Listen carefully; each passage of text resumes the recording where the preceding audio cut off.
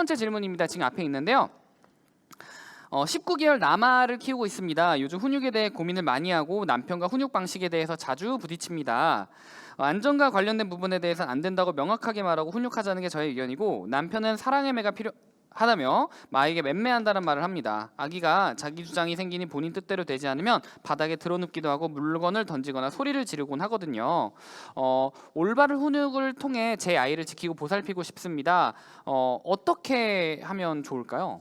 예, 좋습니다. 네네. 네, 아주 정말 중요한 질문인데요. 일단 첫째로 아이의 기질을 봐야 돼요. 그러니까 이게 자기 주장이 강한 애들이 대개 이제 만 2살 자기 고집을 피울 나이에 아주 강하게 보이거든요.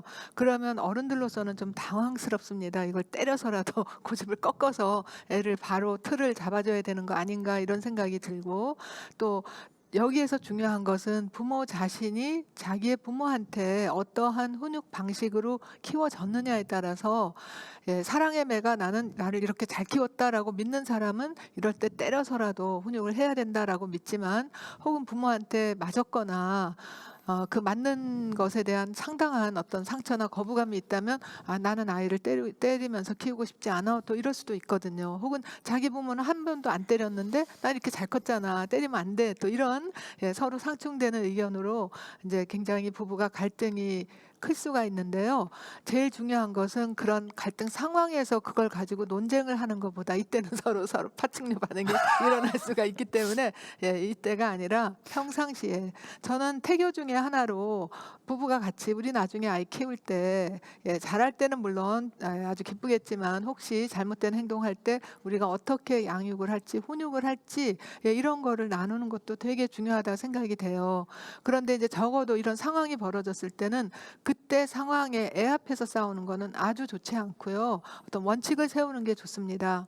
제가 전문가로서 말씀을 드린다면, 사실은 훈육의 방법이 많이 있잖아요. 밥을 굶기는 것도 훈육이고, 그다음에 매를 때리는 것도 훈육이고, 못 본 척 하는 것도 훈육이고, 그렇지만 제일 좋은 방법은 아이에게 상처를 덜 주면서 아이가 잘 자랄 수 있는 게, 그게 사실은 훈육의 목표죠.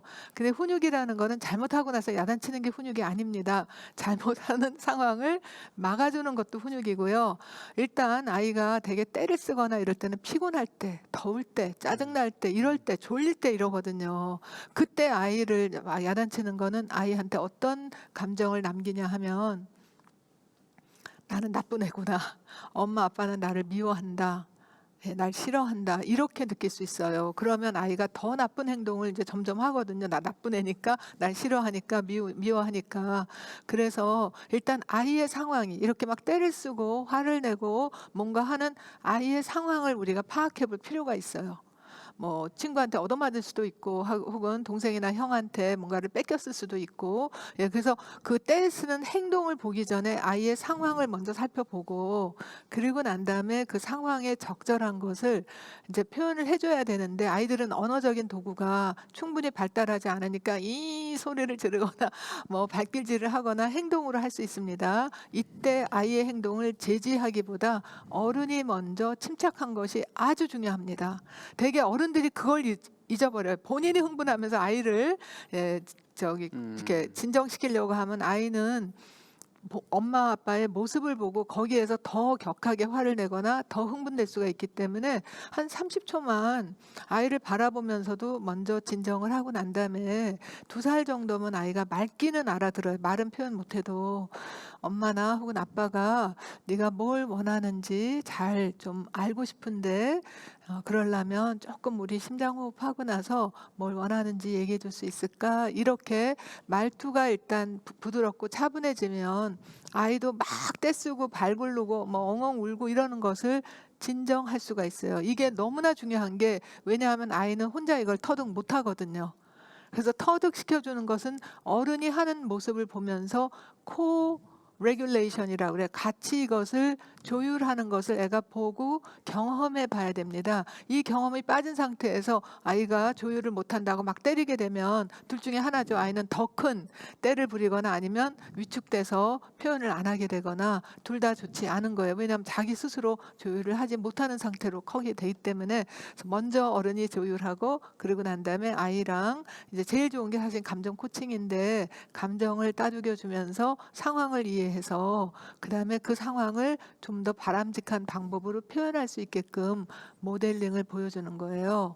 예, 엄마 나 자동차 갖고 싶어 이렇게 아니면 그렇게 긴 말을 못한다면 자동차 주세요 요 정도까지는 2살이면 하거든요. 그래서 그렇게 말을 했을 때 주면은 아이가 막 소리 지르면서 하지 않게 되죠. 그리고 그런 훈육 방법에 대해서는 싸우지 않을 때 부모가 우리가 어떤 한계를 질 때 그 방법에 있어서 서로 조금의 차이는 서로 이해한다 하더라도 그걸 가지고 앞에서 안 싸운다. 그리고 이제 아무리 중요한 상황에 있다 하더라도 아이의 안전이 위험에 처했을 때나 혹은 다른 사람한테 해를 줄 때는 우리는 일단 행동을 제지한다. 그까지만 합의를 보시면 아이를 잘 클 수 있고 아이도 그 안에서 잘 클 수 있을 것입니다. 네, 너무 좋은 말씀 잘 들었습니다.